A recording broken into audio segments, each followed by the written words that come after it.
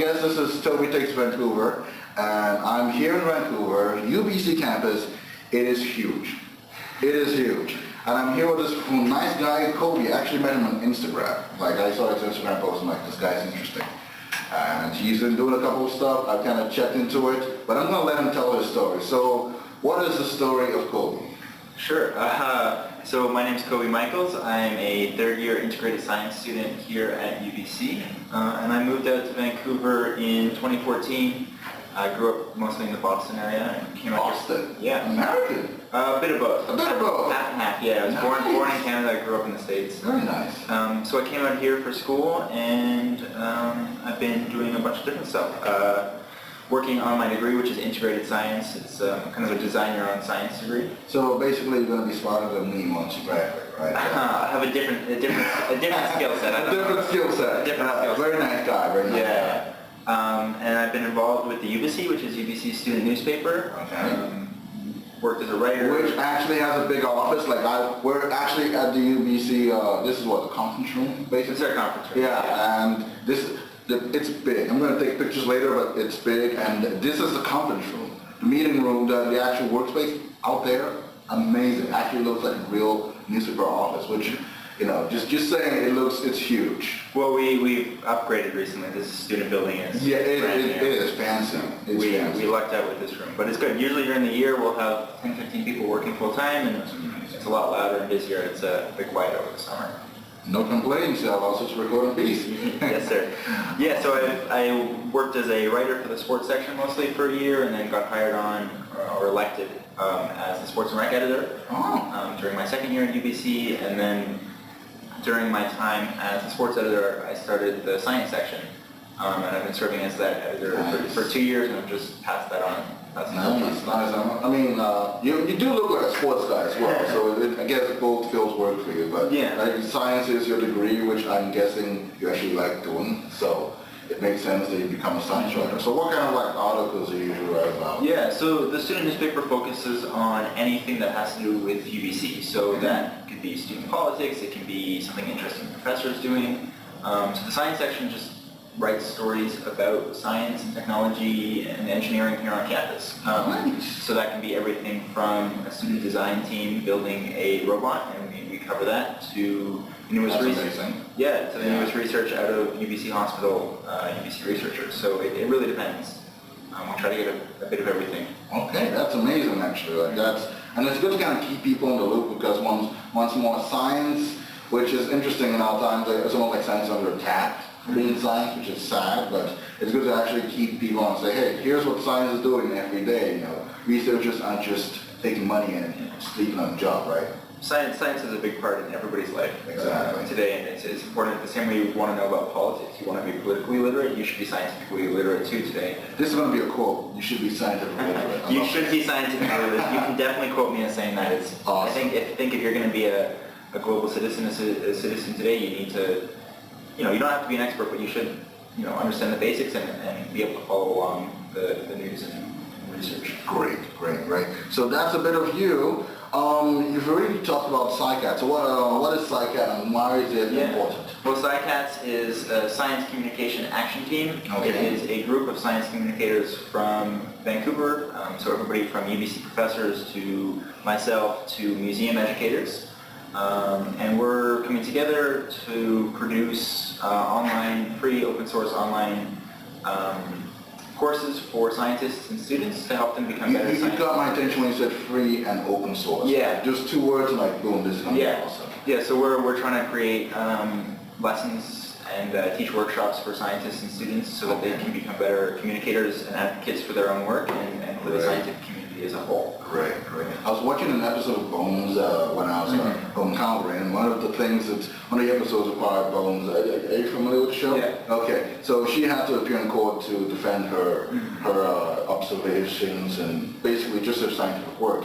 And the first time she appeared, she spoke in very proper scientific language, and the jury was half asleep. Right. They didn't understand what's going on. Second time she appeared, she was more passionate about it. She explained why she was doing it, and she talked a little about her backstory. And people could connect to that. And I'm like, yeah, it's because she does important work, not everyone's going to tell you what an ulnar is or what like a fancy bone is. But you say, yeah, hand. So, oh, okay, I can get that, right? And Einstein said, if you can't explain if you can't explain your concept to a kid, you're clearly lacking an understanding, right? Well, there's certainly a place in science for that technical communication. Absolutely. But there is also a space for storytelling and communicating for everybody to, science is a way of creating knowledge, and that knowledge needs to be shared with everybody if it's going to make the world a better place. 100%. So how can people get involved with SciCats? Because it's a very interesting thing to do, right? Well, SciCats is pretty new. We're still Finding our feet. Finding our feet and kind of building curricula. We're hoping to have we've kind of had a soft launch now. We've presented at a few conferences, but very good. Come September, we're hoping to have a firmer website, a firmer launch, and then you could check out the website, check out the courses we have up there, and we're also hoping to... The website looks amazing, just to let you guys know. It looks amazing so far, and that's taken from a guy who's trying to design his own website, so I do know the hassle of trying to do that. But well, that's not me. I'm part of a much bigger team. I'm just one member.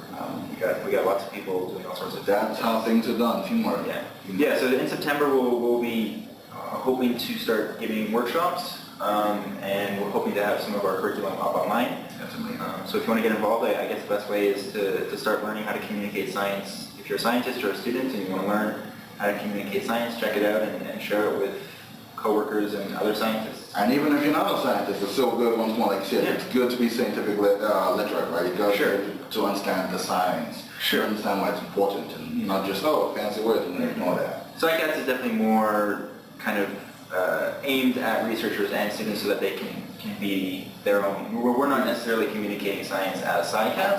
We're teaching other people how to communicate their own science. Bingo. Yeah. Bingo. And now with the power of the internet, it's so much easier to communicate, and people should be able to take that power and say, hey, here's my voice, here's what I'm doing.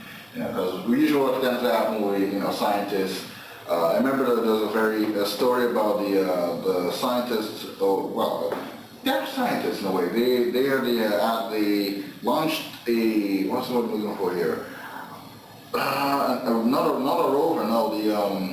There was a space mission, ESA. They basically got the lander on the comet. There we go, lander on the comet, yes. And they had a science conference, but they weren't, they were excited, but it was very hard to communicate to the audience, right? So it's good to be able to say, hey, we did this amazing thing, we have a big breakdown for our fellow science friends, but to the public, here's what we're actually doing, and people actually understand the value of it. Yes. Because that's what it comes down to. If people don't understand, if the public doesn't understand the value, it's harder to get behind something. Right? For sure. Yeah. And I think that's why we're trying to teach scientists how to communicate in hopes that they can take their work and share it with their communities. Absolutely. Share that knowledge. Yeah. With that said, what's your, I guess, a quote or phrase, something that you live by that guides you?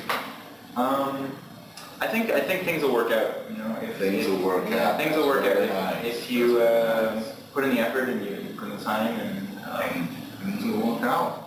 Kind of keep a cool head. Things will work out in the end. That's amazing. Yeah. And how can people get in contact with you or SciCats? Do you have a general contact information for that? I'm on the internet. You can just search Koby Michaels. There's not too many of us. I'll include that in the links, and if just the video part, I'll have little floating clouds with my Sure. Yeah. I'm on all the social medias and have a website, so you can check that out. And if you want to check out SciCats, it's just SciCats, SCICats.ca. And we're also on all the social medias again. That's amazing. Check us out on Facebook and Twitter. That's amazing. All right, so this kind of wraps up the what I guess is the usual stuff. Now we'll get into a quick question. So you got about 10 to 20 seconds. 10 to 20 seconds, all right. As much as possible. Okay? I'm ready. All right, let's start. So, question one, who is your personal hero and why are they your personal hero? I think one of my personal heroes is Oliver Sacks. He's a physician and author, and I think he did a really good job of humanizing science. Nice. Nice. What is fulfillment? Fulfillment is being happy with who you are and what you do, but also looking to improve every day. And also looking to improve every day. I like that. What brings you the greatest fulfillment? I think doing work I'm proud of and doing it with people that I like and care about. Okay. That's fulfillment. That is. And jumping, all the opposite end, what is your worst failure? My worst failure?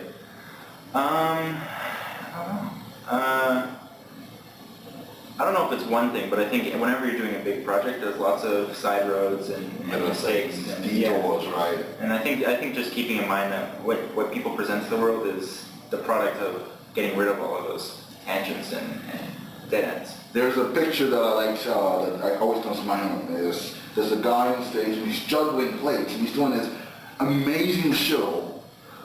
But behind him on the staircase, you see all these little broken plates. Yeah. That's how much effort he took to get there. But we don't see that because the camera is only going to show the on stage. Yeah, exactly. There's a bunch of broken plates right now here.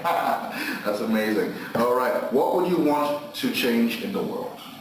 I want people to know what science is and care about it more. Okay. One important advice to everyone. Kids, keep it simple, stupid. I like this guy. I like this. This is amazing. I have that like on my wall. Yeah, I got a poster of that. That's amazing. That's amazing. Yes. What is important in life? Friends, family, and having a good time. Friends, family, and having a good time. What got you out of bed this morning? My alarm clock and work. Yeah, no, I'm just working on some cool projects and I'm excited to get going on them. So Great. All right. What are you curious about? I mean, you're a scientist, so clearly you're going to be curious about something. Yeah, I've been doing a lot of video work recently, so I've been really curious about how to make better videos and get better shots. Okay. What is your favorite memory? Favorite memory? Wow. I think, favorite Vancouver-related memory might have been my first time here, first time hiking up to the top of the Chief, and that is actually a good memory. Seeing that view, I knew I was coming to UBC. That's a good memory. That's a very good one. How would you introduce yourself to a stranger on the street? Hi, I'm Koby. Nice to meet you. This guy is way too smooth. Way too smooth. Keep him away from the ladies. Just hide him away. Way too smooth. One thing you want to know about everyone. What are they passionate about? What got them out of bed this morning? Yeah, that's a great question indeed. And if you had 1 minute of the world's complete attention, what would you do? Tell a story. For 1 minute? Yeah. You have a minute? 1 minute, I tell a story. I think stories are a really powerful way of communicating. That's great. Well, that's it. That's how, wrap up with quick questions. Thanks again, Koby. Yeah, thank you for having me. Yes, and for you guys, the story continues. We'll catch you next time.